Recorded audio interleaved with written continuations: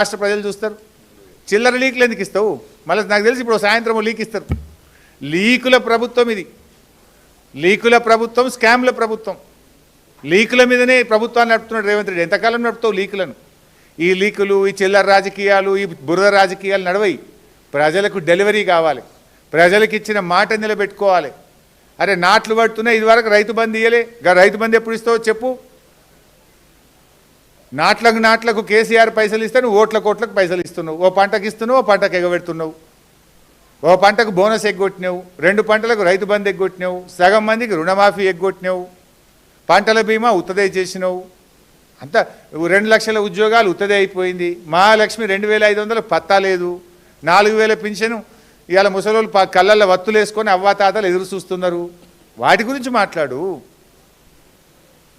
ఈ నోటీసులు మమ్మల్ని భయపెట్టలేవు సరికదా, మీ పతనాన్ని మరింత వేగవంతం చేస్తాయి. గుర్తుపెట్టుకో రేవంత్ రెడ్డి.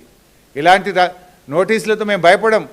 నీ రాజకీయ పతనం మరింత పేక మేడల్లాగా కూలిపోయే రోజులు దగ్గరలో ఉన్నాయి. నీ పతనానికి నువ్వే నాంది పలుకుతున్నావు, నీ పతనానికి నువ్వే అడుగులు వేస్తూ ఉన్నావు.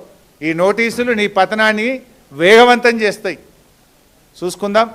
బట్ మేము ఫైనల్గా మళ్ళీ డిమాండ్ చేస్తున్నాం, నీకు నిజాయితీ ఉంటే, తప్పు చేయకపోతే సైట్ విజిట్ సర్టిఫికెట్ల పేరిట సింగరేణిలో జరిగిన కుంభకోణాల మీద సిట్టింగ్ జడ్జితో విచారణ జరపాలని మళ్ళీ డిమాండ్ చేస్తున్నాం.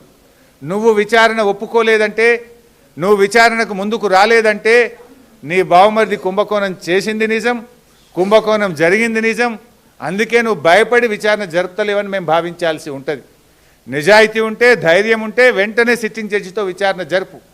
లేదంటే మా అంటే 2 ఏళ్ళే కదా, బీఆర్ఎస్ ప్రభుత్వం వచ్చేది ఖాయం, విచారణ జరిపేది ఖాయం, మీ అవినీతిని కక్కిచ్చేది ఖాయం, కటకటాల వెనుక మిమ్మల్ని పెట్టేది ఖాయం. Thank you.